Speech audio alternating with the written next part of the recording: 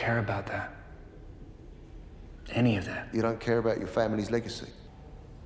What I'm doing is my family's legacy. Bruce Wayne doesn't really exist, in the sense that he's wearing the mask not to protect himself. If I can't have an effect, I don't care what happens to me.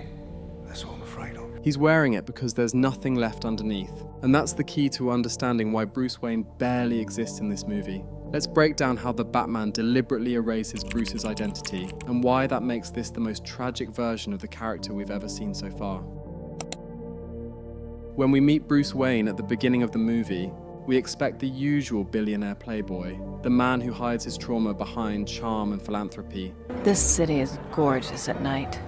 Is it? I wasn't looking at the city.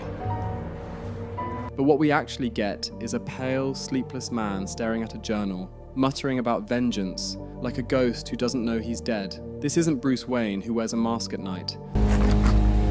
I'm Batman. This is a man who never takes it off. Thumb drive.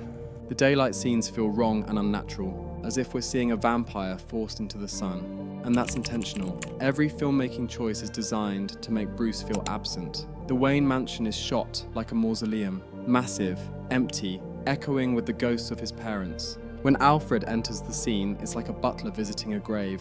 To understand how far gone Bruce really is, we have to look at how this version of Batman defines himself. They think I'm hiding in the shadows, but I am the shadows. That's not a metaphor, that's identity loss. He doesn't describe Batman as something he does. He describes it as something he is. It's a clear case of trauma-identity fusion. When a person's pain becomes their personality, Bruce's entire worldview has calcified around one event, the death of his parents. And his mask... Look at you. Your mask is amazing. ...has become his only face. He journals obsessively, like someone trying to remember what he used to feel. But the entries sound like police reports, not thoughts. Robert Pattinson plays him with almost no emotional variance. His eyes sunken, his voice barely above a whisper. The only time we see true emotion from him is when he's wearing the cowl. Batman is the only identity that feels real to him, because it's the only one that gives him purpose.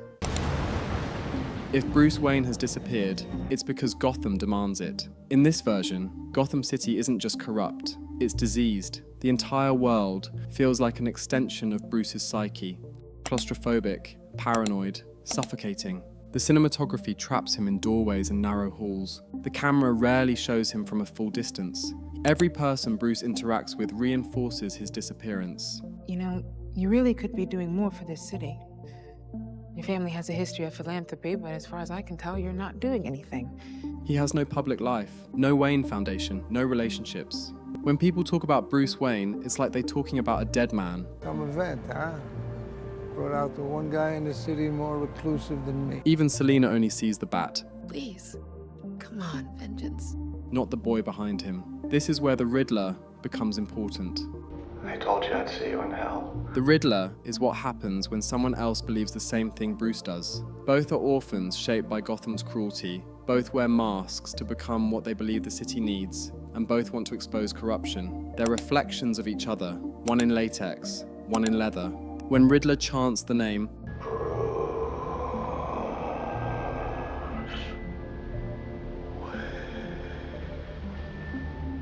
we know Bruce looks super anxious here, because he thought the Riddler knew who he was. But I think it's also the closest moment Bruce has to an identity crisis, because he doesn't just look anxious, he looks afraid. It's as if someone spoke the name of the ghost haunting him. For a few seconds, the mask almost cracks. Throughout the film, Bruce believes that fear is his greatest weapon. He wants criminals to feel what he felt that night, helpless. But in doing that, he spreads his trauma like an infection. Every beating, every chase, every time that signal hits the sky, there's someone out there he can throw his pain towards who deserves it. Then when one of Riddler's men throws his own mantra back at him, Who the hell are you? I'm vengeance.